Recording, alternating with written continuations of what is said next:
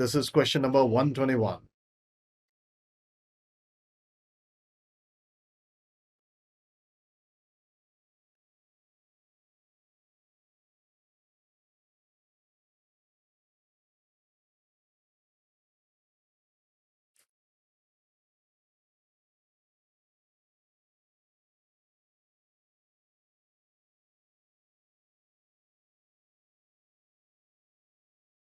And the correct answer for the same is daily stand-up. The Kanban board is walked through in a round-robin fashion during this week. What is it called? So basically, people get into details, they uncover problems, they figure out, okay, what was done yesterday, what is supposed to be done next, and they use Kanban board as a reference. And the best answer for that, it is a daily stand-up. We also call it daily scrum. Now, it's not a backlog meeting because you don't use Kanban for backlog meeting. You use requirements and you understand the epics and you understand the prioritization. So that's a totally different thing. Backlog refinement is also not using Kanban. And so is the case with demonstration and reviews. So the point is, this particular meeting or the what you call event that is being discussed about here, or as they call in agile, the agile ceremony that they're talking about is daily stand-up. All right, let's move on to question number 122.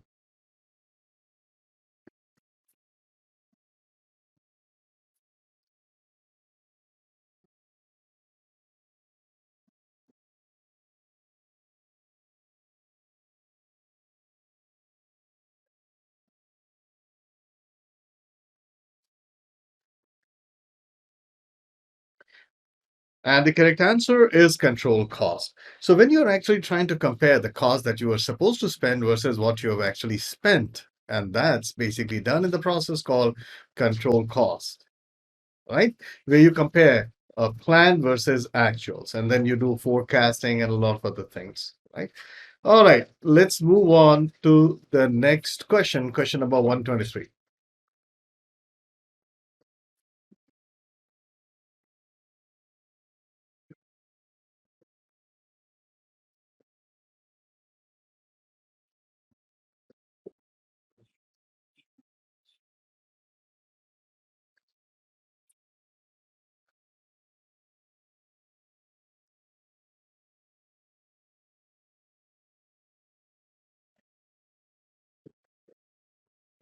And the correct answer is fishbowl window. You need to understand what is basically a fishbowl window. A fishbowl window is basically something that I used to conduct several times during my uh, soft skills training, particularly when we have to take feedback or provide feedback. So basically, this is done in a group of people where two or three people are selected for actually having a discussion where the other people actually uh, circle around, or basically if it's an agile project, basically other becomes an observer. They can very closely watch the people as they speak with each other, and at the same time anybody can ask a question and they can decide, they can ask for a permission to become part of that discussion. So basically what is happening here, in this typical type of communication channel, long-lived video conferences link are established between team members of various geographies. People start the link at the beginning of the workday and close it in the end, right? And in this way, people can come in and out of the conference across different time zones and engage spontaneously. And this is another example of fishbowl window. In case you're looking for a course, an examination readiness course, which is going to get you ready in just under 16 hours to ace PMP exam. Does a course like that exist? Yes, it does. Well, all you have to do is type pmvideo.pm-pulse.com. That's my site for PM videos. And over here, you have a few PMP 2021 related videos. The very first one is PMP Dash. PMP Dash for acing PMP 2021. When you come to this particular landing page, you have a video which will give you an introduction to entire PMP Dash. It also contains certain things which are there in PMP Dash. There will be samples of what's contained inside. You can make an informed decision.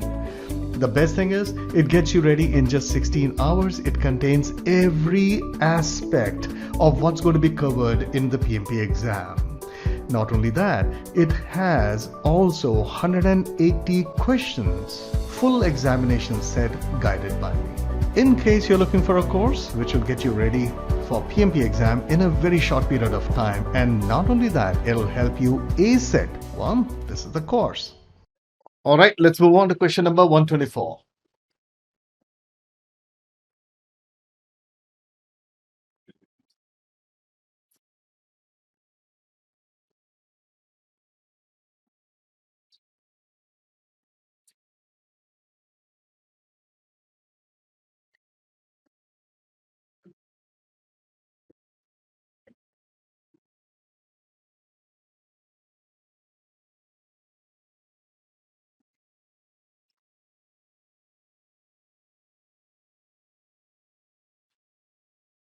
And the correct answer is A. Acknowledge the change in the organizational structure and revise the communications management plan. So, what is happening here for a project that involves functional managers from various countries? The scope has become so diverse that a steering committee is now responsible in place of the sponsor to handle the same.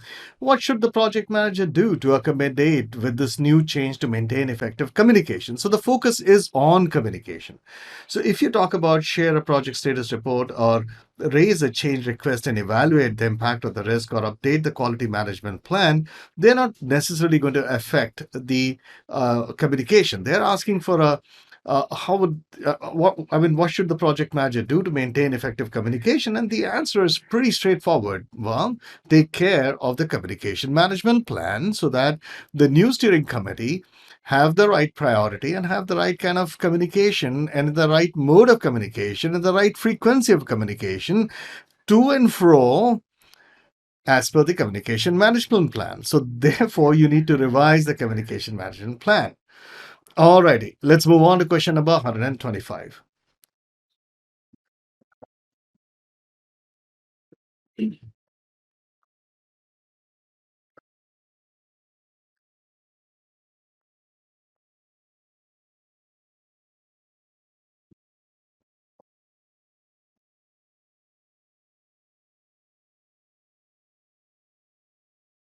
And the correct answer is negative stakeholders. Basically, you're looking at a power generation plant, and it is going to displace certain amount of residents in the local vicinity where the plant is going to come up.